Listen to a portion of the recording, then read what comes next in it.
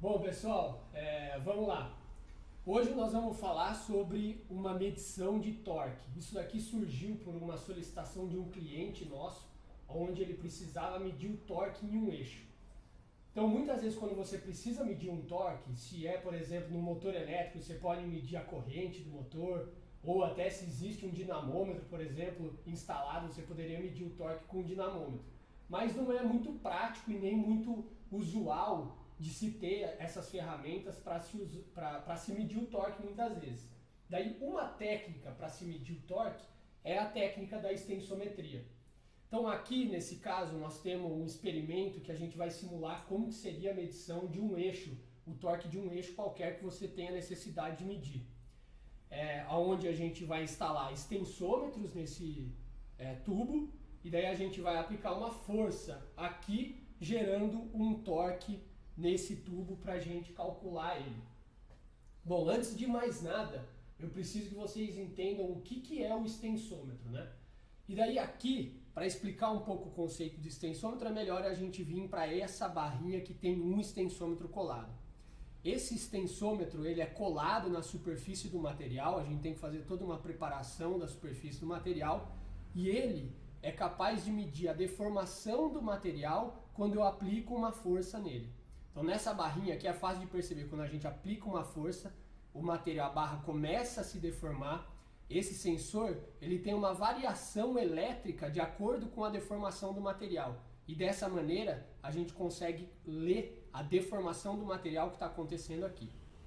Quando a gente pensa no material, numa zona elástica, então seguindo a lei de Hooke, então Jonathan, coloca aí na tela para o pessoal. Sigma igual a E vezes Epsilon. Então, sigma é tensão, E é o modo de elasticidade e Epsilon é a deformação. Epsilon é a deformação, que é a leitura do sensor. Multiplicado pelo modo de elasticidade do material, a gente tem a tensão que está atuando ali. Então, o básico do extensômetro é isso. É isso que ele fornece para a gente. Ele fornece a deformação que a gente consegue converter em tensão e muitas vezes, que é o caso que a gente vai fazer aqui, em torque ou força, dependendo do que você precisa. Para o caso do tubo, para medir o torque, ele é um pouco mais complicada a configuração dos extensômetros. Nesse caso da barra, a gente precisa de um extensômetro para fazer uma medição. Então, um único extensômetro, ele consegue gerar esse valor da deformação para mim. Essa configuração de um extensômetro, ela é chamada de 1/4 de ponte. Tem toda uma compensação de ponte para a gente conseguir ler o valor da deformação desse extensômetro. No caso do torque, a gente precisa de 4 extensômetros para nos fornecer um valor de deformação. Nesse caso aqui é uma configuração de ponte completa. Eu não vou entrar em detalhes sobre o tipo de configuração de extensometria, 1/4 de ponte ou ponte completa. Mas se vocês tiverem interesse, a gente pode preparar um vídeo só para falar de configurações de ponte de extensometria. Bom, então pessoal, nós vamos dividir esse vídeo em 4 partes. A primeira parte vai ser a explicação do teste em si. Então, como que a gente instalou os extensômetros aqui, como que vai ser aplicada a força, e qual o modelo de extensômetro que a gente usou. Depois disso daí, a gente vai para análise de elementos finitos, nuances, para a gente entender como que é a deformação de um torque e para entender também como que é a deformação para esse teste que a gente vai fazer. Então a gente vai replicar o teste que a gente vai fazer na análise de elementos finitos. A terceira parte é a parte de execução do teste em si, onde a gente vai colocar a força aqui e daí vocês vão ver toda a parte de configuração aqui que a gente fez para a parte de extensometria para obter o valor de deformação. E a quarta parte é a parte de comparação, onde a gente vai comparar o resultado da análise de elementos finitos com o resultado do teste de extensometria para a gente chegar no torque que foi aplicado.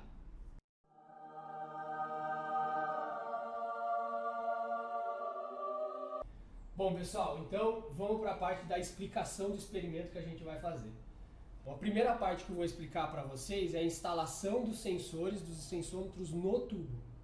Então, como vocês podem ver, é um tubo vazado, um tubo circular vazado, aonde a gente instalou 4 extensômetros.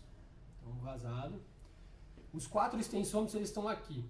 2 extensômetros estão nessa face aqui denominada top e 2 extensômetros estão nessa outra face denominada bottom. O que acontece? Esses sensores eles estão a 180 graus um do outro. E como eu falei para vocês, a gente precisa de 4 extensômetros para fazer uma medição. Aqui pode ser que vocês estejam se perguntando, tá, mas aqui parece que tem só um extensômetro. Esse tipo de extensômetro é um tipo que é denominado espinha de peixe. A gente vai deixar até o tipo do sensor que a gente usou para esse teste aqui no vídeo. Mas ele é um sensor que ele tem 2 extensômetros encapsulados em uma cápsula só. Então dá a sensação que isso daqui ele é um extensômetro, mas na verdade eles são 2 extensômetros aqui. O outro detalhe interessante para se comentar sobre esse extensômetro é que a grelha dele, e a grelha mede, ela determina a direção da deformação que ele é capaz de medir, ela está alinhada a 45 graus. Então tem uma grelha a 45 graus de um lado e a outra grelha a 45 graus de outro lado. Isso vai ficar muito mais claro na parte de elementos finitos quando a gente comentar e mostrar as direções das tensões principais quando você aplica o torque em um tubo. Vai ficar muito mais claro. Bom, então a parte da instalação nos tubos ela foi feita desse jeito. Tem toda uma parte de preparação da superfície aqui, né, para a gente fazer a colagem dos sensores. E esses cabos eles vêm aqui para o outro conector que é ligado num cabo de rede, um cabo de rede convencional. Aí. Beleza. Depois de ser ligado no cabo de rede, ele vem aqui para um módulo da National. Então o chassi é um 9191 e o módulo é um 9237. Esse módulo ele é próprio para aquisições de ponte completa. Então para quem precisar também realizar um tipo de instrumentação dessa, a gente deixa até o descritivo desses módulos que foram usados aqui. E depois do chassi a gente tem a conexão com o computador por um cabo de rede e a conexão e o software de aquisição para fazer toda essa medição de deformação.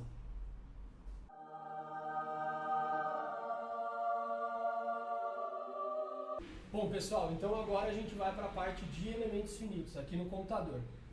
Vamos lá.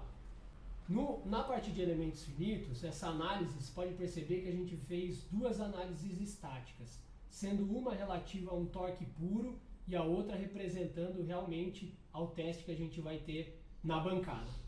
Então, começando aqui por essa parte do torque puro, a gente pode perceber que esse tubo ele foi representado aqui com a barra do mesmo jeito que a gente tem na bancada. A gente tem uma região também aqui que a gente fez uma linha de divisão para prender, foi a parte que está presa na morsa para a gente fixar. Então está o mais semelhante possível aí com relação ao teste de bancada que a gente vai fazer. Nessa primeira análise, eu fixei aqui essa região da aresta e eu apliquei um momento aqui nessa outra aresta do outro lado. Então aqui a gente não está usando nenhuma força, sendo aplicada nenhuma força aqui na barra, então vai ser um torque puro, a gente não vai ter nenhum efeito aqui de flexão por estar aplicando uma força aqui também. Isso vai ficar mais fácil da gente visualizar como é que se comportam as tensões no caso de um cisalhamento, né, de um torque puro nesse tubo. Bom, então, como a gente pode perceber, o deslocamento desse tubo, se eu colocar para animar, a gente pode perceber que ele está girando, né, no sentido anti-horário. E o que é interessante aqui é a gente ver a direção das tensões principais. Se a gente der um zoom aqui, você consegue perceber que se a gente traçar uma linha aqui imaginária no sentido longitudinal desse tubo, em toda a circunferência do tubo a gente tem uma tensão principal de tração a 45 graus dessa linha longitudinal, e a gente tem oposto a ela, na direção contrária a 45 graus da linha longitudinal no eixo do tubo, a gente tem uma tensão principal de compressão. E isso daqui é a característica do cisalhamento. Isso a gente explica o porquê é utilizado o extensômetro espinha de peixe. Então, se a gente pensar no extensômetro, Coloca aqui agora uma imagem também, Jonathan, para a gente ver esse sensor espinha de peixe. A gente pode perceber que ele tem uma grade do extensômetro a 45 graus, no sentido da longitudinal, e outra grade nos outros 45 graus.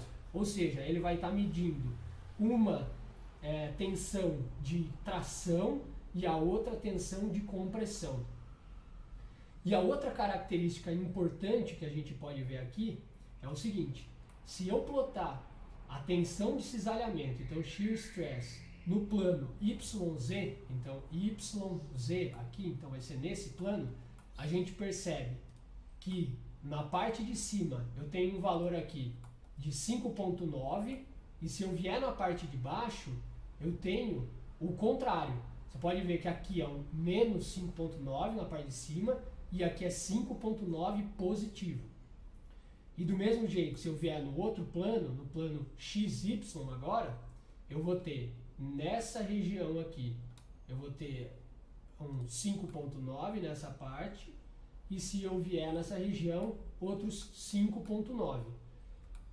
Bom, então aqui o que a gente consegue perceber é que o valor que a gente tem que plotar para obter o resultado relativo ao extensômetro é essa tensão de cisalhamento aqui no plano, pode ser tanto no plano XY quanto no plano YZ. Então aqui agora, nessa próxima análise, eu fiz exatamente a fixação relativa ao tubo sendo peso na morsa e ao peso de 127,5 newtons, que é relativo a 13 kg força, sendo aplicado nessa haste, no final da haste. O que a gente tem aqui então no resultado de deslocamento? A gente tem um grande deslocamento na barra, que é realmente o que acontece na prática. A tensão máxima ela está na barra, está na região aqui de união, né, de contato entre essa barra e o tubo, mas o nosso interesse ele não é essas tensões principais, essas tensões máximas. O nosso interesse é a tensão de cisalhamento no ponto em que o gauge está instalado. Então aqui eu já fiz uma linha de divisão e uma plotagem relativa ao ponto exato em que o gauge está instalado. Percebam que é uma tensão de cisalhamento, tá? E aqui tem shear stress e a orientação, o plano dela é o YZ. Se eu vier aqui e fazer um probe, eu posso ver que esse valor ele está aí próximo de menos 12,98, quase 13, e aqui eu posso achar um valor muito próximo na direção contrária, 12,88 positivo. Então, o que a gente tem que fixar aqui nessa parte da análise é que o valor que a gente obteve na análise de elementos finitos para medir essa tensão de cisalhamento é de 12,8, 12,9. Vamos colocar 12,9 aqui que a gente achou na análise de elementos finitos. Agora, esse valor a gente vai para a próxima etapa, que vai ser a parte experimental, para a gente comparar um resultado com o outro.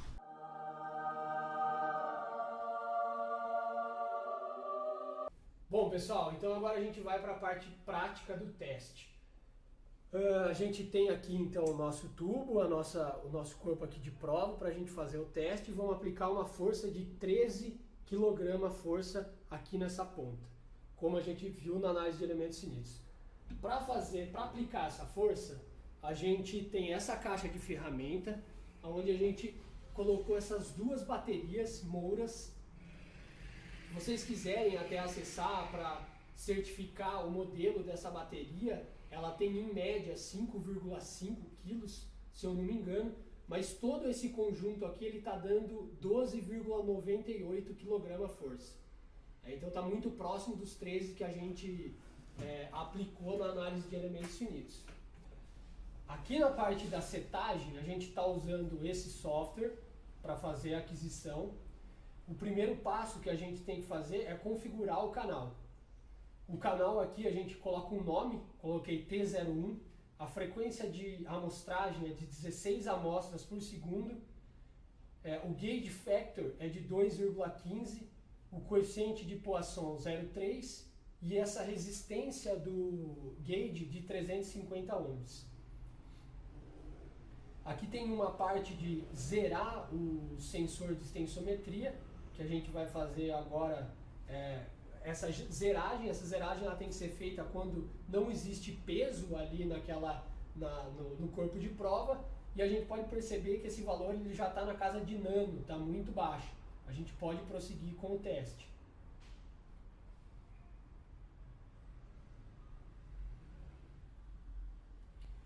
Então, na parte de teste, eu vou começar esse teste. A gente pode perceber que a deformação, então na escala Y aqui eu estou lendo deformação. Na escala Y eu estou tendo um valor de 0 deformação. E agora eu vou aplicar essa força, eu vou colocar aqui no local que a gente aplicou a força lá na análise de elementos finitos.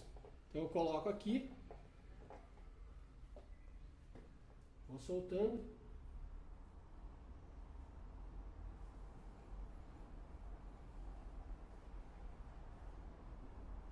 Então a gente percebe que nesse caso a gente tem uma deformação próxima de 7e-5, ou 70 microdeformação.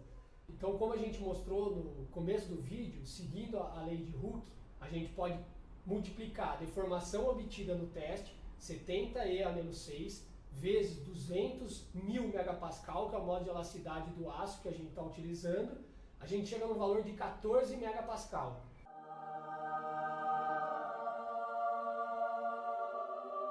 Então, se a gente comparar o valor da análise de elementos finitos, que foi 12,9, com 14 megapascal que a gente tem aqui, a gente pode perceber que existe uma proximidade muito grande. Tem um erro aí de 1,1 megapascal, mais ou menos.